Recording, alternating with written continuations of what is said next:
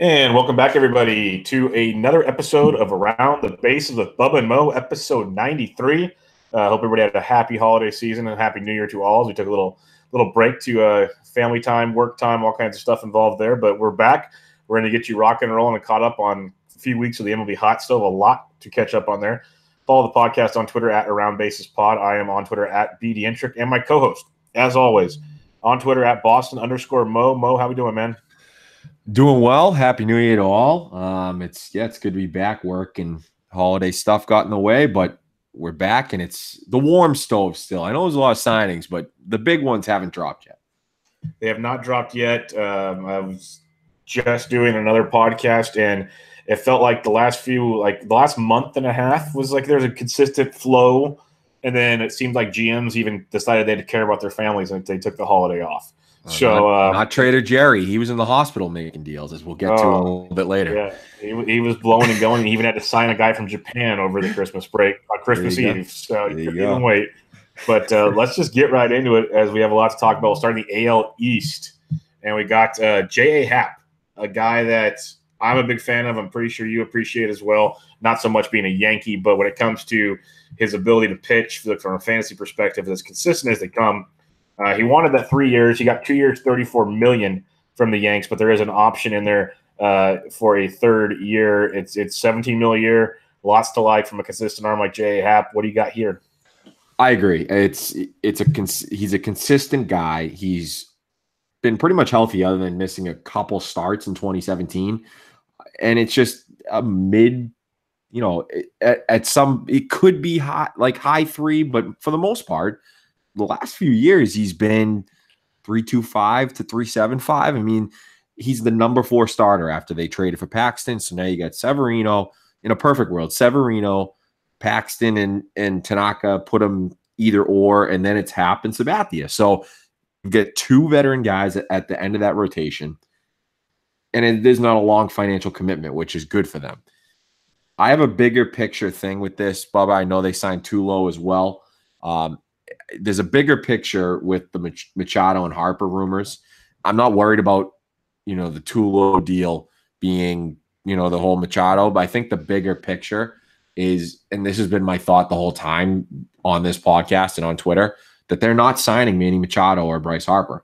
It really doesn't make any sense to me to give those 2 guys that long-term of a deal when you're going to have to sign. I know it's a few years down the road, Judge. You already have Stanton locked up. He's not going to opt out, in my opinion. You've got a couple other younger guys in Andujar and Torres that are going to be, I don't know, studs the word, but they had good rookie years, right? So they're going to have to figure that stuff out. They get a couple younger guys coming up in Florial and other guys behind them. So that's why I don't think they're going to sign them. And they also have to figure out Paxton 2 more years. Tanaka, I think he has 3.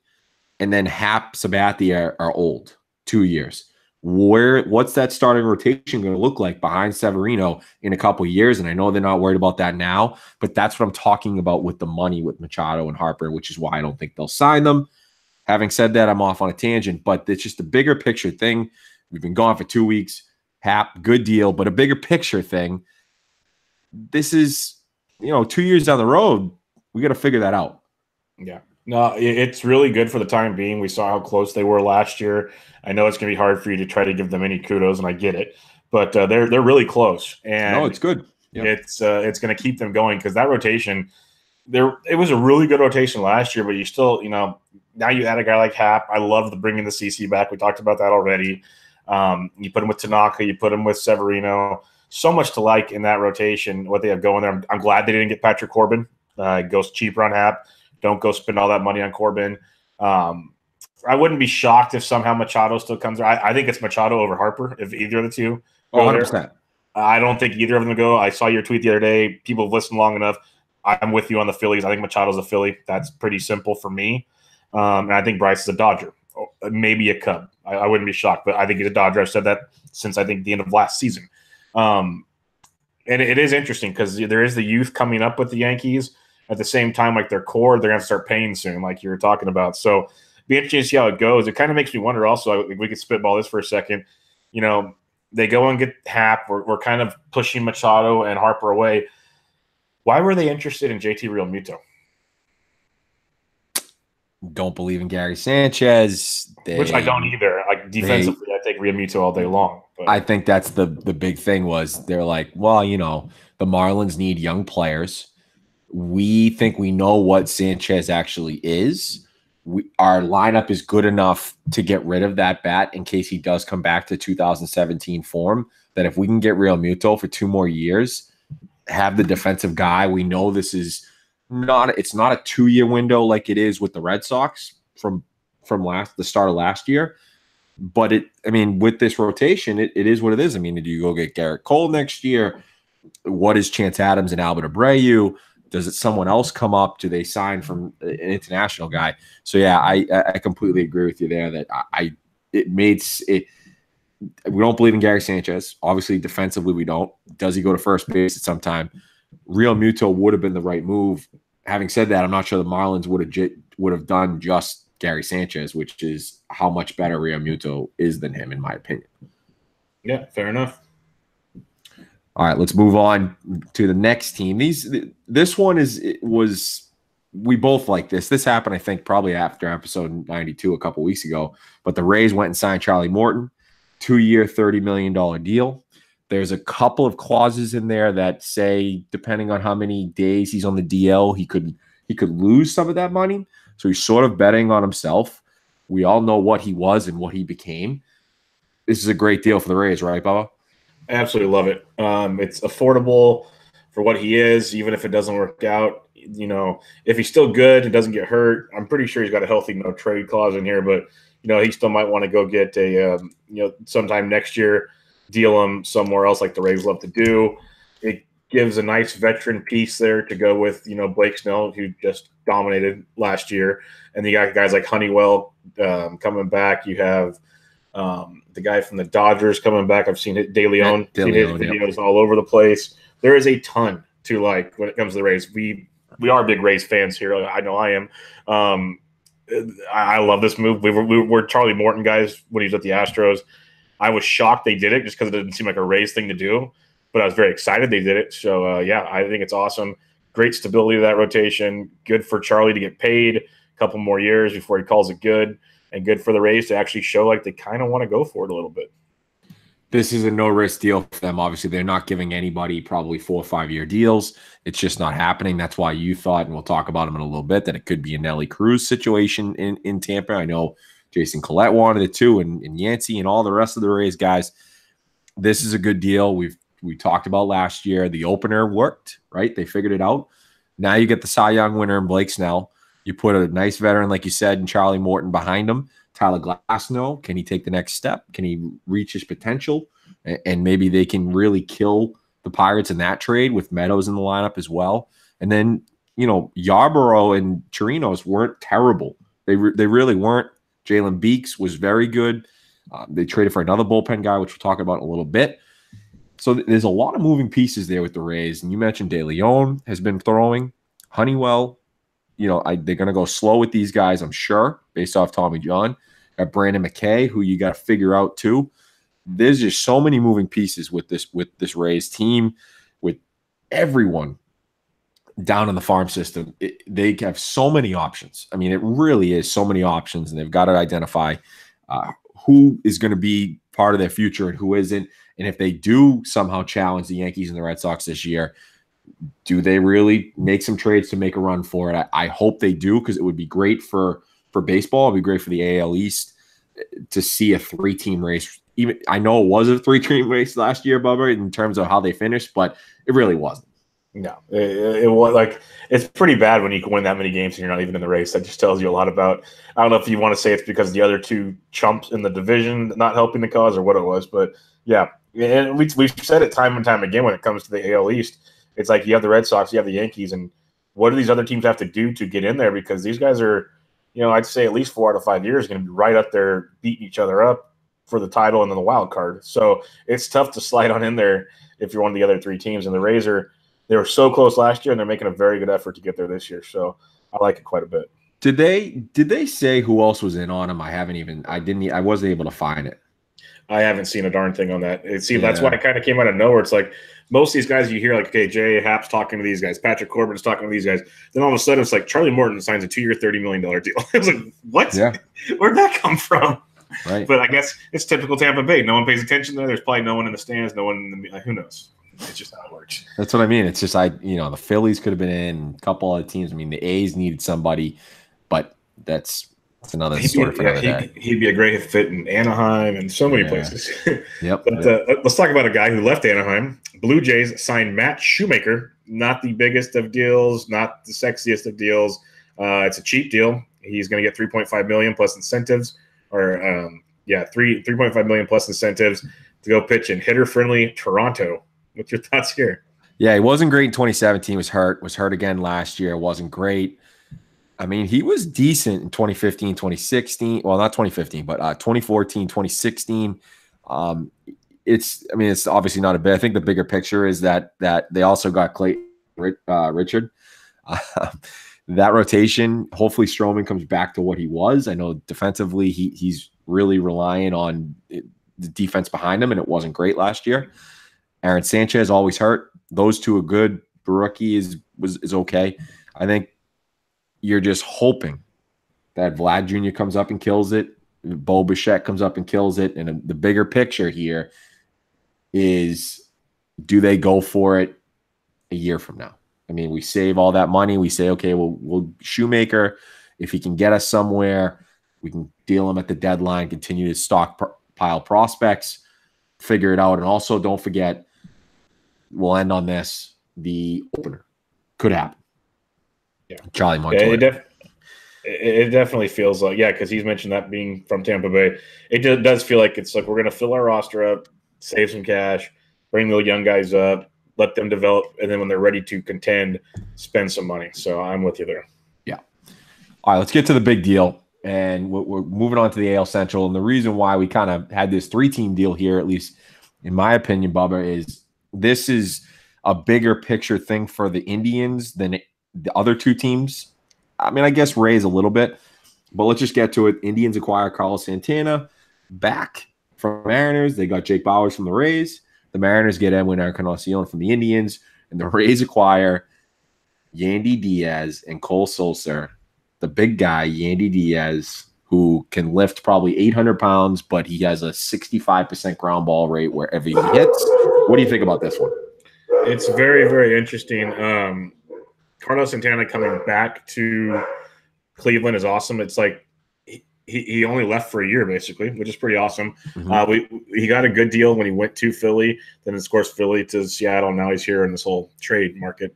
But I think it's really cool. He wanted to be back there. He's a great fit. He's consistent as they come. You get an age difference between him and Encarnacion. So I think it's a great fit to have him back there playing first base, because he kind of got pushed out because they didn't really need him, and now it works.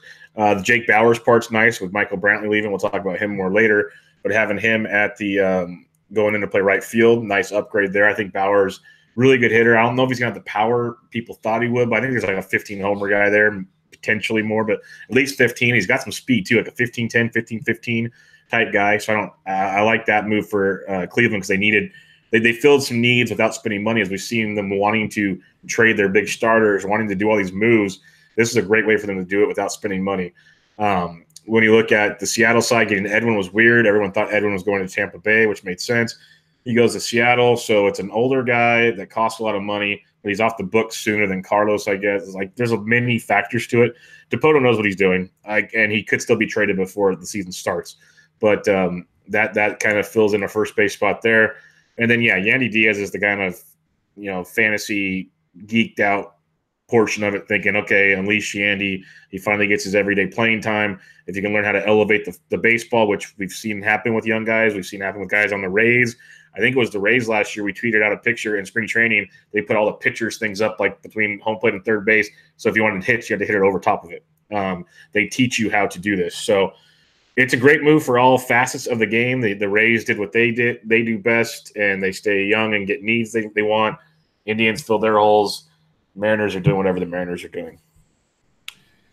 I think it's the real thing was the Mariners got rid of 2 years of Carlos for basically 1 year of Edwin, even though he has that option deal, like you said, the $5 million buyout. I do wonder if they believe in Luke Voit, maybe, but could Edwin go to the Yankees? I mean, could the Yankees give up one of their prospects to go get Edwin for 1 year because they know they have to go for it, and they didn't give Corbin the money? We talked about earlier. I still don't think they give him Machado and Bryce the money. So I wonder if that is an option. That would be very good by the Yankees. I wonder what prospect they would get back. They would have to give back for him because it's basically a new deal. That's something to look out for. But yeah, the Jake Bauers thing is interesting because of the prospects that the Rays have. They decided that he was expendable. He batted .201 last year, struck out 27%, but he does walk a lot. He did hit 11 home runs in 323 plate appearances. He can steal a couple bases. When we get into, outfield depth in a few weeks for fantasy, I'll be interested to see kind of around him with the NFBC ADP, who you take around him and in sort of an either or, because he's an interesting guy and they decided that he was expendable. Yeah, it was very interesting, but I trust what the Rays do. They know what they're doing there. Yeah, they do. All right, Chicago White Sox. They grabbed catcher James McCann, but the bigger thing they did is they went and got Yonder Alonso. And, if you want the headline grabs, like John Heyman, well, he's the brother-in-law to Manny Machado, so obviously Manny's coming to Chicago. But more importantly to me, it gives a nice left-handed power bat to platoon possibly with Abreu or play DH. I don't think Abreu's going to platoon, but it sucks because Yonder, if he had an everyday role in that ballpark, would be amazing. I don't know where his everyday role is going to be, unless it's DH only. But what's your thoughts here?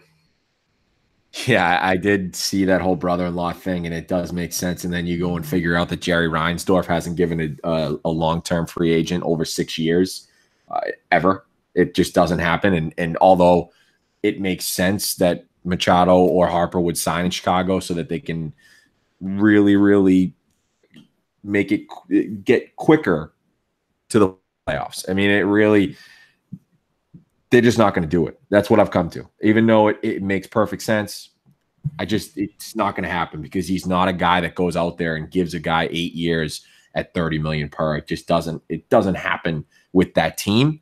And it's sad because they've got some guys that can really hit. Eloy Jimenez, Robert, everybody. But it's just not going to happen, I don't think, with Manny. Yonder-wise, like you said, it's probably DH maybe, and he'll be able to spell Abreu at first base.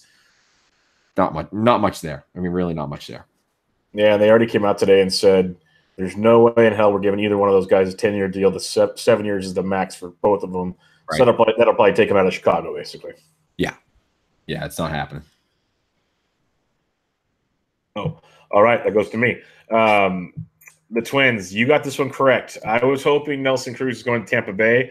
I don't disagree with where he landed. I think it's a phenomenal landing spot. Nelson Cruz going to Minnesota, but one of the reasons why I liked Tampa Bay was it's such an easy deal to make. He's going to get $14 million over one season. This seems like a pretty good thing for what Tampa Bay is looking for, but even better for Minnesota, who's added C.J. Cron, who's added Jonathan Scope. It's a very good ballpark for guys to hit home runs, especially right-handed bats. People don't believe it. It's true. The boomstick should have another humongous year in Minnesota. What's your takes here? Mo? Yeah, it's a good deal. Obviously, yeah, I kind of nailed it. It was really not hard to nail because it's technically to 15 teams in the AL, but it's not because most of them are rebuilding. So it was really just the Rays or the Twins. And you went with the Rays and I went with the Twins. I got one right for once, and these things happen. This Twins team, this lineup, sure, it's got a lot of names on it. Nelly Cruz is the right decision for them because they need to compete. They got a solid young manager in Rocco Baldelli. This team's going to strike out a ton. They're not going to walk a ton. It's going to be a very interesting year for that lineup. You got OBP machine Joe Mauer who retired. It's going to be an interesting year, but they made the right move here in Nelly Cruz and not a long deal for them. Yeah, it's going to be fun when we do bold predictions because let's move to the AL West. Angels signed Mo?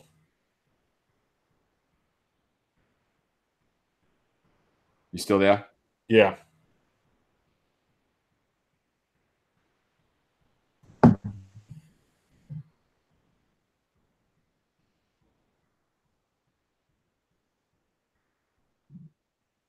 You got me? Yep, I got you. You don't got me?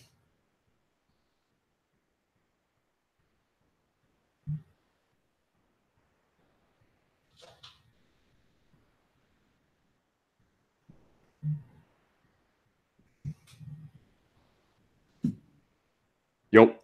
Yep. All right, that's better. All right, where we're at here? We go to the AL West? Yep, AL West. All right, let's go to the AL West. Angels signed Justin Bour, Jonathan Lucroy. I think there's a bigger take here from these two deals. I mean, not really Lucroy. I mean, it's just he's okay. And he's not fantasy relevant. Maybe in TG, the Great Fantasy Baseball Invitational. Now that might be two catchers because of NFBC. But Justin Bour, might be a bigger picture here. Do you have that bigger picture?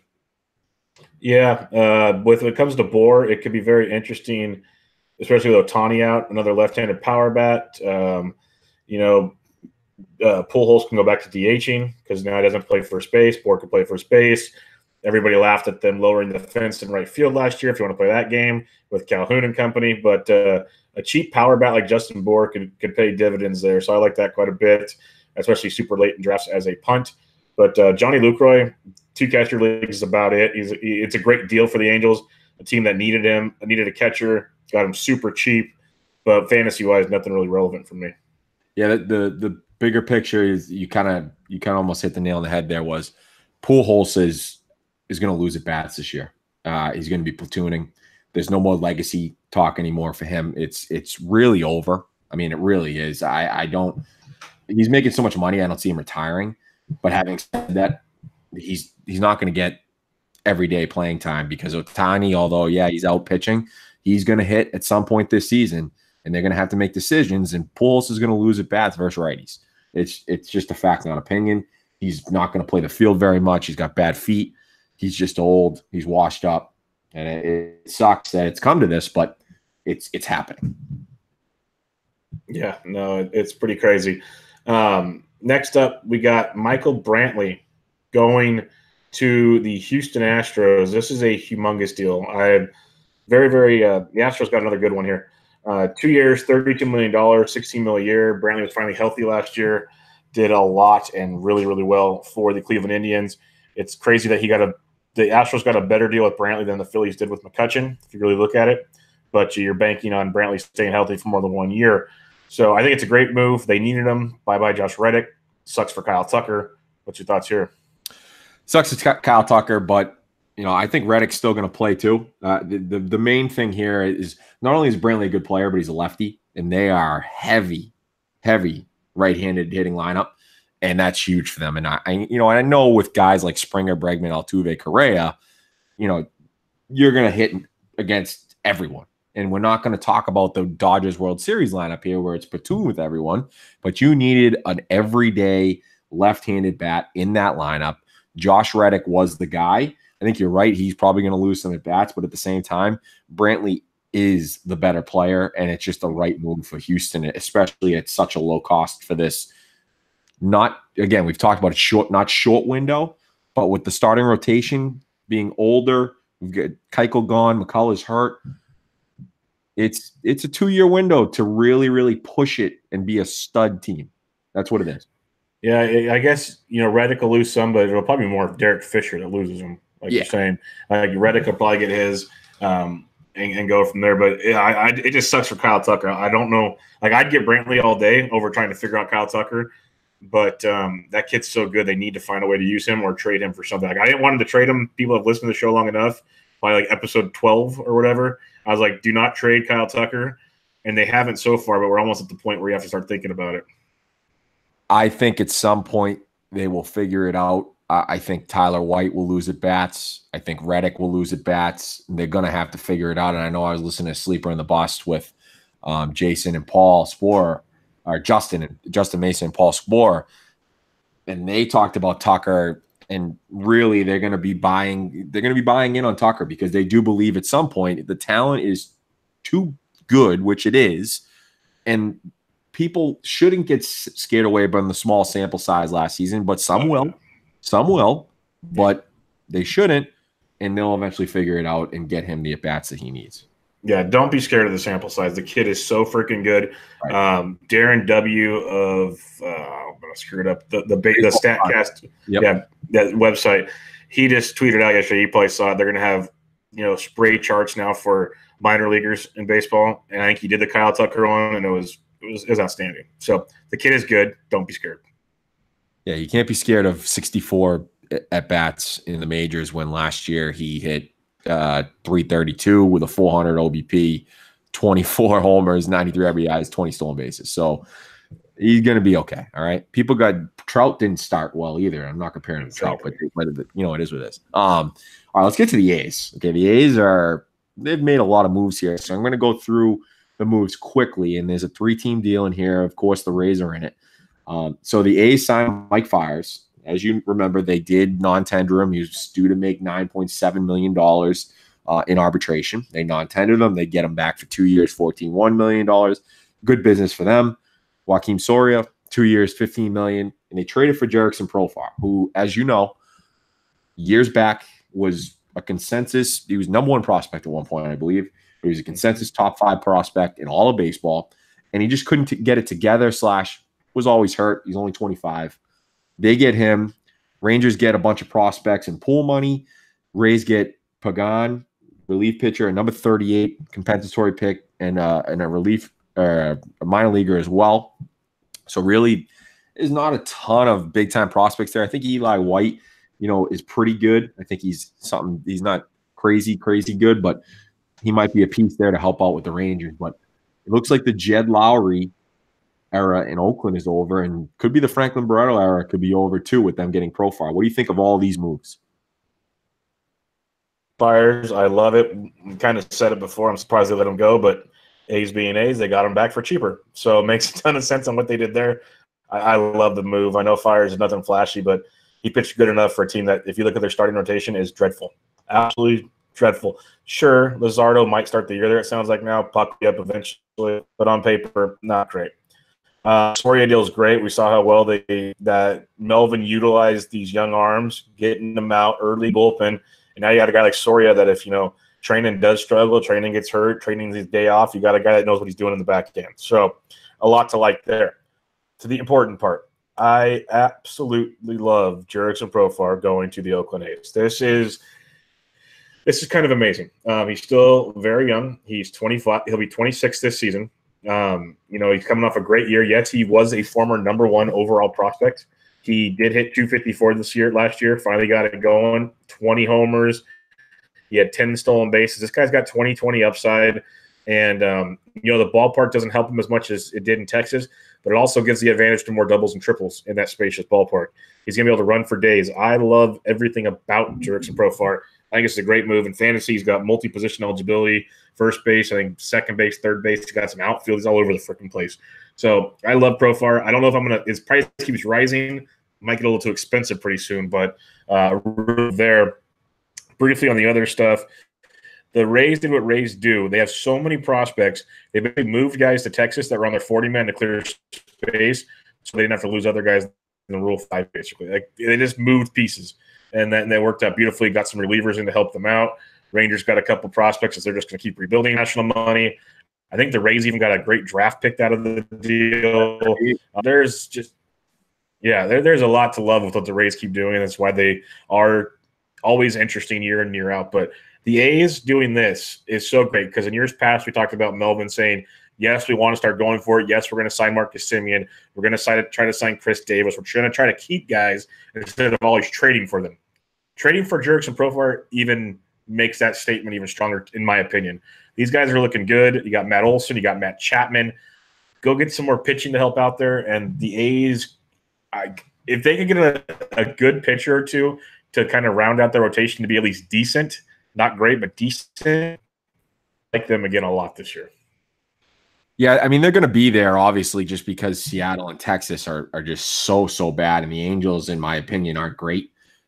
So they're going to be there. They should finish second. If they don't finish second, even though their rotation isn't great, unless Luzardo comes up and lights the world on fire, and AJ Puck somehow comes back midseason and is very good and comes up to the big club. So they should be there. If they're not second place, something went wrong here. Where they, Mike Fiers right now is their number one guy, which it could be the reason why it goes wrong. But I think we all know that they're probably going to go with the opener and see how that works. So before I say what you just said in terms of, yeah, they're going for it, I get this trade. They are adding, and they're getting younger, especially with their lineup. I mean, it's Chris Davis is their oldest guy, and he's a machine. I mean, he really is. It's him and Josh Fegley who really isn't the guy, and the rest of them are 28 and under. So it's great. It's really good for them. We need another starter. We need another starter to really tell me that they want it. Will they do it? I'm not sure. Other than that, the Rangers are in full-blown rebuild. I think the Burke kid, he could be a sneaky, guy who could steal some saves coming up. 91, 95 fastball, struck out 71 guys in 55 innings. That could be a guy that could be sneaky fantasy-wise. Yeah, they got some interesting pieces, but the Rangers it's going to be rough to be a Rangers fan for a little while. All right. Yes. Seattle Mariners. They have two moves we're going to talk about. I'm going to split them up here. We'll first start with the signing of Japanese pitcher Yusi Kikuchi. Thank you, Jerry Dipoto, for the Christmas Eve delight. He just could not take a break here. Really good move, really interesting move. I'm not going to get super deep in the deal. It's basically 3 years, $43 million, and then there's so many incentives that it could turn into like a 7-year deal. It could turn into a 4-year extension, a 3-year. There's so many pieces involved, but for sure, 3 years, $43 million could turn into a monster. Depends on the kid is. 27-year-old lefty. He's pitched really good in Japan. He had some early shoulder struggles. Last 2 years have seemed to be better. Things are okay. Interesting move. He gets to start the season in Japan, which will be cool. What's your thoughts on Kikuchi? From everything I've read, low 90s fastball, slow curveball. It's a good move, I guess. Everyone's wondering, well, they're rebuilding. Why would they sign this guy? Because there's no risks there. I mean, it's a lot. And he's got a shoulder issue. He's going to turn 28 at the beginning of the season. Jeff Sullivan basically compares him the similar style to Patrick Corbin. Now, will he translate to Patrick Corbin? Probably not right away. If that shoulder holds up, maybe he gets there. They might as well do this. They're going to be so bad anyway, even with him. Even if he's really good, if he's Miles Michaelis somehow, they're still going to lose close to 100 games. It's going to happen, folks. So even though, yeah, they're rebuilding, you have to sign this guy. You have to do it. Yeah, no, I like it a lot. It'll be like the 20th year in a row or whatever where Seattle has had at least one Japanese player on their roster. He basically slides in the Corbin spot, him and Marco Gonzalez. Roster Resource has Marco Gonzalez the third, Leak the 2, but I think it's more kind of splitting lefties and righties up right now. I think it's a good move for them. It's rather affordable if it's only the 3-year deal, especially. And it's interesting because I mentioned earlier with the Edwin deal. So they're supposed to be rebuilding, but if you look at like who they've added and who they've lost, yes, they've lost some very talented players, but they still, Jay Bruce isn't great, but he's usable. You have Edwin. If Justice Sheffield's half decent, and you just go down the list of moves they've made, they could still be interesting. The A's are going to be good. The Astros are going to be good. So I don't think the Mariners are going to be in there. But they haven't completely blown it up, which is interesting for how he's doing it. They'll be more competitive, I think, than people think. But I'll be curious to see what the wins totals Vegas puts out for them because that could be very intriguing. Fully expect Bruce and Edwin to be gone. It should be. Yeah, I fully expect. Do you realize the average fastball velocity for the current 5 starters that they have on roster resource right now? Guessing off of Marco, Leak, LeBlanc, and not even thinking of who the 5th is. The King Felix. I'm guessing it's like they're lucky if it's like 90.5. Yeah, it's like I think it's like 88. Yeah, it goes completely against everything that everyone is doing in baseball right now. It's really bananas. Yeah, it's bad, but it worked for him last year somehow. No idea how. The other move they made, Deal and Jerry, I like this move a lot. You lose Nelson Cruz and you go and trade Ben Gamel for Domingo Santana, a guy that 2 years ago everybody wanted to play every day, didn't get the chance in Milwaukee. The small chance he get, it didn't work. Did play okay in the minors last year. But I think this kid's really, really good. Still very young. Going to have an everyday role now. Like when it happened, I'm all look at they got their mini Nelson Cruz to kind of take over. This kid, I really believe, could be another type, like a Nelson Cruz type. Maybe not as good, but he could be really, really good. So I like this move a lot. I don't mind the move. He just doesn't do it for me. He had an insane 30% home run to fly ball rate in 2017. Steamer right now has him at 237, 329, and then 19 homers, 68 RBI, 7 steals. If we're just talking sort of, the 5 traditional categories there for 5 out of 6, whatever it is.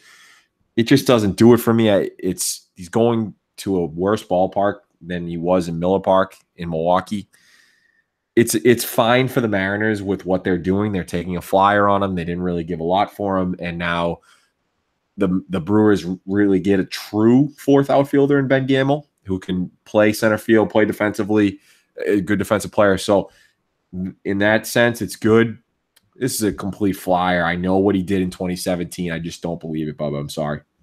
Well, the reason why I like it so much is if you're rebuilding, that's the kind of guy I want to rebuild with. No, I'm with you on that point. Yeah, no, I'm with you on that point for sure. I guess I'm talking more fantasy and just future value. I doubt I'll own him unless he's going much later than he should be. Yeah. Let's put it that way. Yeah. All right, let's move to the NL East. I think we have less deals in the NL than we do in the AL. Yeah, we do. So the Mets made 2 relevant signings, Jeurys Familia and Wilson Ramos. This is 2 good deals for the Mets, and that division is going to be awesome to predict come March. What do you think? Yeah, it's going to be really awesome because and really crappy at the same time because they're going to beat the crap out of each other. So only one team is probably getting in. It's going to be hard to get a wild card team out when the division winner might only win like 85 or to 88 games because they're beating up on each other so much. Yeah. But it is a great move. The Mets are Brody Van Wagenen or whatever his name is actually really impressing me right now because I thought it was goofy, the trades, and then that worked out pretty well. And then grabbing Wilson Ramos, it's like, thank God you didn't trade Thor for a catcher, you moron. I never understood why this was even a topic, but with Grandal and Ramos is out there. Everybody knows how much we like Wilson Ramos. 2 years, $19 million is ridiculous. I love this move so much. Big-time bat. And you still have Travis d'Arnaud there to back up. Travis is a really good backup catcher. Maybe not the greatest regular catcher, but backup, I have no problem with that at all. That's a really good backup to have. But Wilson Ramos, you sign me up. Then you get Familia, knows New York, pitched there before, kind of like I've mentioned with Soria earlier. It's another backup type guy to have. So the Mets are doing things, and we don't see it every day with the Mets, but they're doing things and they're doing it right. I wanted Jeurys Familia in Boston because I thought he proved that he could not only close but set up last year for the A's and did a great job. So he could do both of those in Boston, depending on who they chose as a closer. This is a great move for the Mets.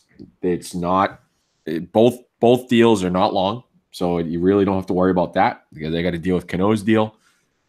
You've got Edwin Diaz as the closer.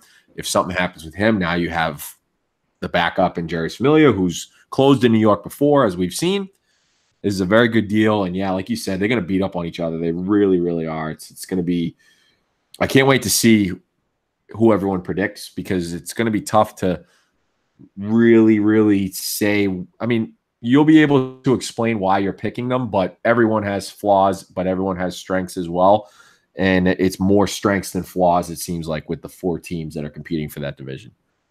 Yeah, no doubt about it. Speaking in that same division, the Washington Nationals, we already know they got Patrick Corbin early this year. And now there's rumors Bryce Harper had a 5-hour meeting with these guys earlier, right before Christmas. So we'll see if he comes back home. But they traded Tanner Roark, and then they went and signed Anibal Sanchez, which really was odd to me because to me that's kind of a lateral move-ish. But if you buy into Anibal doing it again, more power to you. He's still not bad, but 2 years, $19 million. And they went and got Matt Adams as well, which I like as a bench bat with some power. What's your thoughts on Anibal? I like this deal. He came out of nowhere last year for the Braves to help them get to the playoffs. I mean, 25 starts, 136 innings, a huge innings eater, but 2.83 ERA, 3.62 FIP. So if you really think that he's going to regress to that point, he's still, their fourth starter, whatever it is. And that's fine, especially for that amount of money. They got Joe Ross coming back as the fifth starter. I mean, that's really, really good, especially where, the bullpen, you taking a chance on Rosenthal. You got Barraclough from Miami. And then if Doolittle doesn't stay healthy, you're back to that bullpen problem. So you got to have a good starting rotation if you're going to have possibility of bullpen issues. You got to have guys that can try to get semi-deep. And he's a 5-6 inning guy at this point in his career, unfortunately. But for, $9.5 million, whatever it is, that's fine with me. I'm okay with him filling out the rotation, but my comparison is if you already had Tanner Roark, why'd you trade Tanner Roark to sign Anibal Sanchez? Because they think Anibal Sanchez is better than Tanner Roark right now, which I probably agree with. Yeah, I just don't know if it's that big of a difference, but hey, we'll see. Well, we will see. I mean, Tanner Roark is more of a mid-fours guy, and at least Anibal Sanchez proved in recent time that he can get to the mid. Well, he got late twos, but he's more of a mid-3, early low 4 guy. But yeah, anyways, let's move on to the NL Central. The Reds.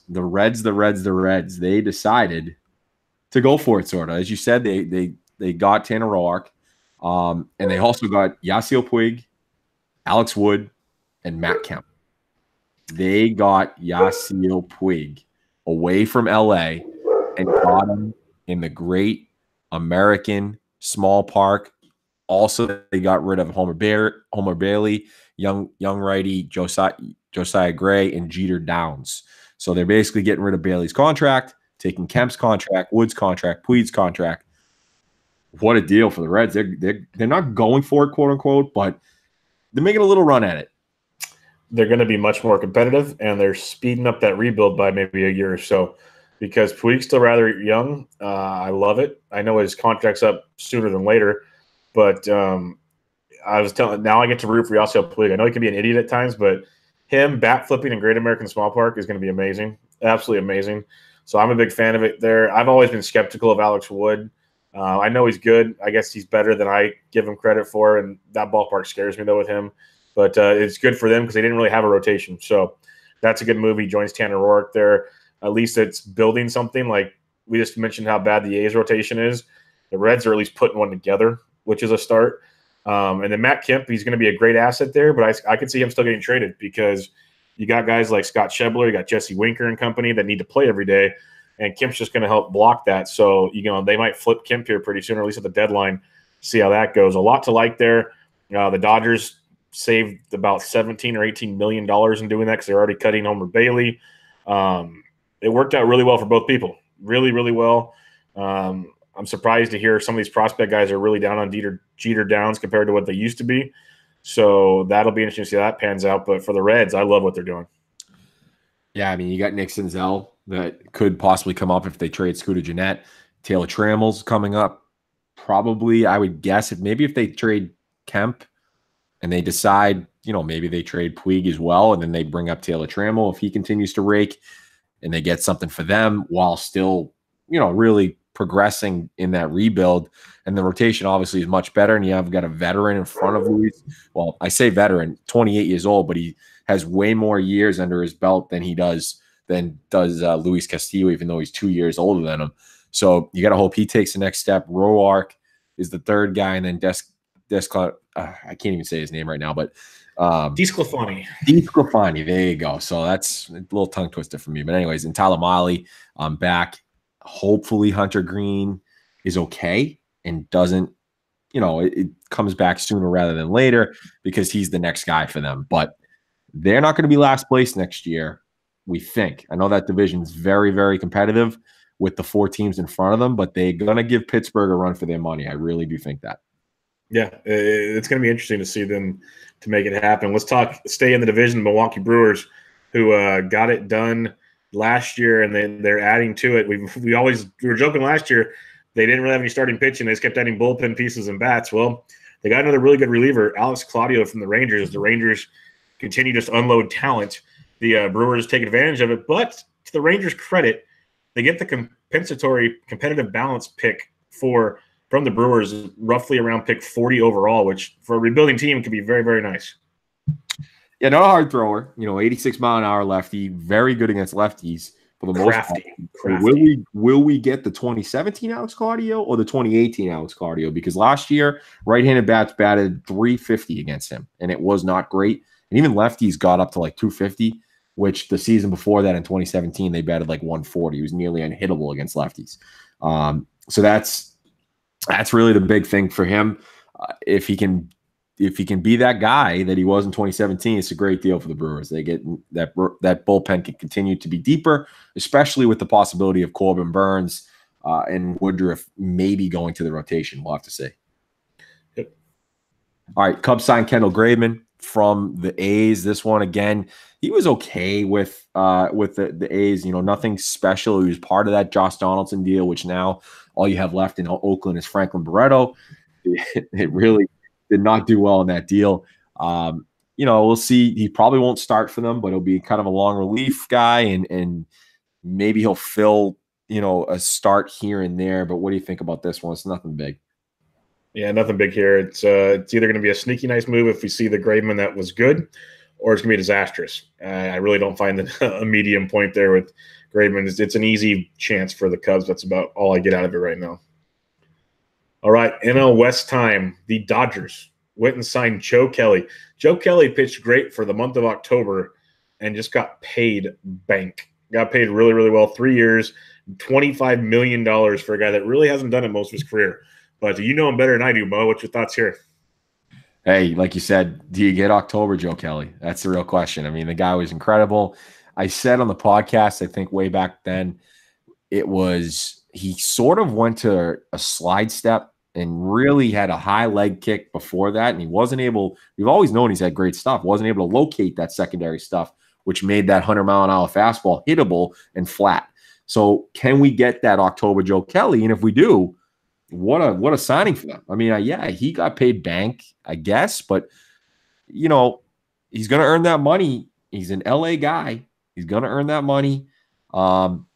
If he does pitch like he did in October, and it's going to be a steal, in my opinion, for the Dodgers. If he does, it's a huge, huge question, and we'll have to see whether he continues sort of with that slide step rather than a high leg kick that he did during the regular season.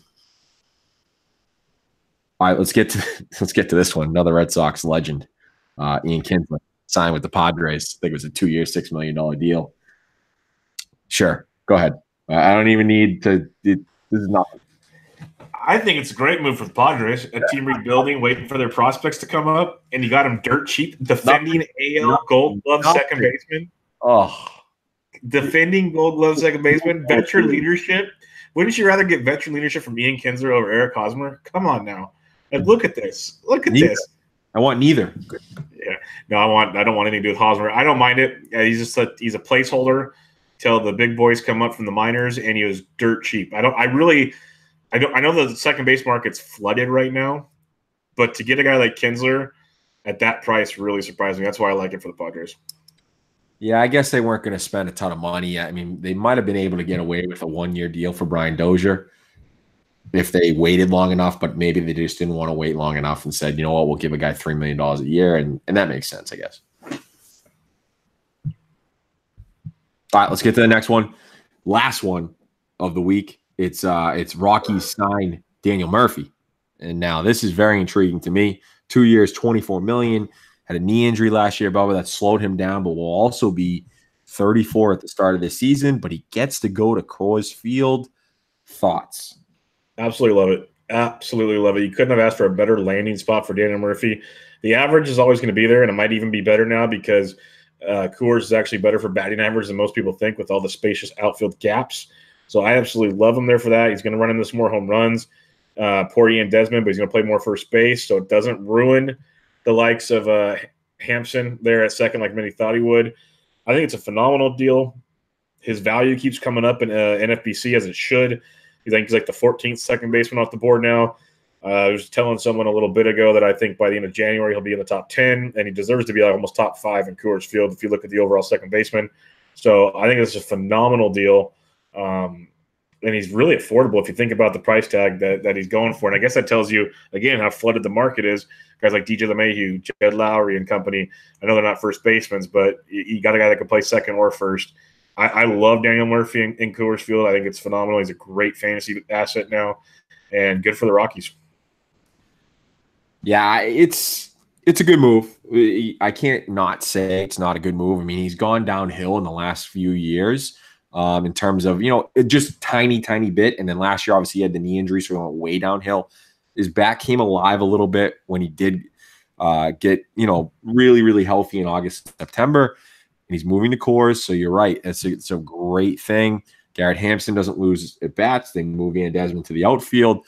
So really, it's Raimel Tapia that probably will lose some at bats from that. Obviously, Ryan McMahon will lose at bats at first base, depending on what you think of him. So he's going to bat probably in the 2 holes, what Ross Resource is saying. So Blackman, Murphy, Arenado, David Dahl, Trevor Story, Desmond, Hampson, Iannetta. It's a good lineup, especially in Coors. And then the rotation's there, the bullpen's there. I really like this Colorado team. Yeah, they're going to be sneaky nice, especially if those pitchers come through like they did last year. A couple pieces of news real quick, and we'll wrap it up. I just want to get your opinion on this being I know you don't want Kimbrel to come back, but how crazy is it that he wants 6 years, which is already way too much for him, and he wants over $100 million? Like the per year value, okay, I get it. But 6 years, $100 million, how high is Craig Kimbrel? You got to start somewhere if you're a negotiator, right? Yeah, all the good salesmen will tell you start high, okay? And man, let me tell you, he started way high here because there is no chance of number one getting 6 years and number two getting $100 million. There's no chance. I said if I wanted them back, I wouldn't go more than 3. And that takes him to his 33, 34-year-old season. I don't think it just isn't happening with the Red Sox. And with the way it's going right now, obviously Joe Kelly signed. Jerry Familia signed.